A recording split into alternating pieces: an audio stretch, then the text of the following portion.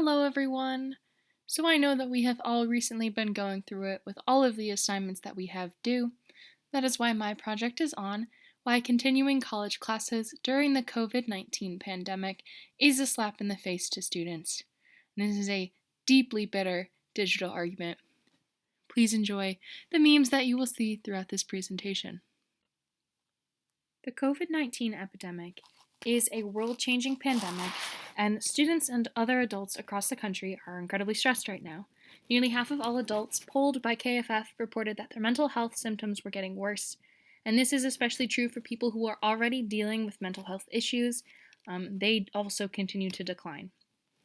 This is exacerbated by the fact that students now have to worry about threats to their health.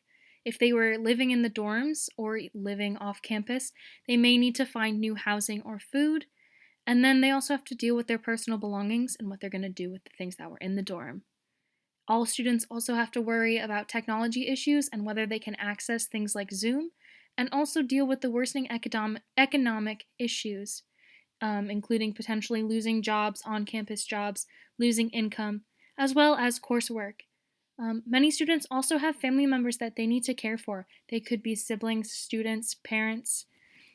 They have lots of people that they have to look out for. Here are some memes that kind of express the way people have been feeling about this. If you want to read them all, you can pause the video, but I'm going to keep going. Here are some more memes. Again, you can pause the video if you want to read them all, but I included these to show just how widespread this feeling of stress and struggle is across the internet from different college-age students. So part of the problem is that colleges really whiffed the way they rolled out their COVID-related initiatives. Based on interviews, schools had a typical pattern for COVID-related news. Rumors, followed by emails from administrators, followed by panic. And this was very true, especially at Ohio State. There were lots of rumors about what was going to be happening, followed by vague emails from President Drake, followed by a lot of panic by us and other students on campus. So that in itself was bad because unnecessary panic is never good for anybody. Students also faced a lot of logistical issues with regard to having to move out of the dorms and what they're going to do with their belongings once they are out of the dorms. Students were given very limited amounts of time to actually come in and get their things. At Ohio State specifically, you had a couple hours to completely empty your dorm room, which is something that typically takes students days to pack and get everything gathered. Additionally, there were issues in terms of jobs here at Ohio State. They were not clear about whether student jobs would be continuing. It took them weeks to finally admit that no, student employees would not be returning. And these are issues that could be seen all across the country, issues with moving out and getting your things and student employment. Finally, there was a failure to adjust the cost for the change in education quality. Most of our professors were not prepared to teach classes online, and thus there was a noticeable shift in the quality of instruction. In many classes, instead of going to a physical class like you would have, you wouldn't even have a Zoom lesson for that week, or you would have a recorded lecture, which is objectively not the same experience.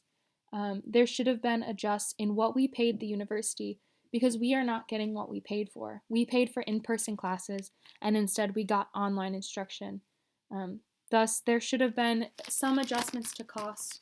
We did get a $40 refund for a prorated fee for student activities, but that was not enough.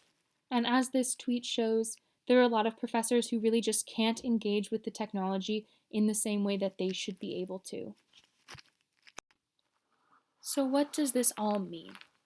The failure of universities across the country in their handling of the COVID epidemic and their COVID-related policies unnecessarily increased the stress of students nationwide. According to the American Psychological Association, mental health issues have been a huge concern on college campuses already, and universities owe their students more concern regarding their mental health. Canceling classes early would have allowed students to focus not just on their mental health, but on the life-changing events that are happening right now around them. Now, one potential argument against ending school early is the idea that some students do rely on final term grades to boost their GPA for grad school. Additionally, many colleges have offered pass-fail options, which can be used in lieu of ending school early, and some students do appreciate the routine of being in school. But these issues can all be addressed. Pass-fail classes actually may disadvantage students during the application process into grad school since it was not universally enforced. You didn't have to do pass-fail, so if you did pass-fail, it may reflect badly on the future. Additionally, if school ended, grades could be adjusted in different ways, potentially giving all assignments that were going to be done A's at the end, or adjusting just to make it more fair so you're not stuck with a grade midway through the term. And additionally, routines can be found outside of school. You don't need the routine of class to do routines. So, in conclusion, haha, I'm very funny. But actually, in conclusion, COVID-19 was a really unprecedented global crisis, and colleges really fumbled the way they handled this outbreak. Forcing students to continue classes has created a lot of unnecessary stress and strain on us as students. Many of the cons of closing early can be addressed with the cooperation of universities. Bigger refunds could have been extended. Systems of grad school admission could be reevaluated. There are lots of things that could be done to address these issues.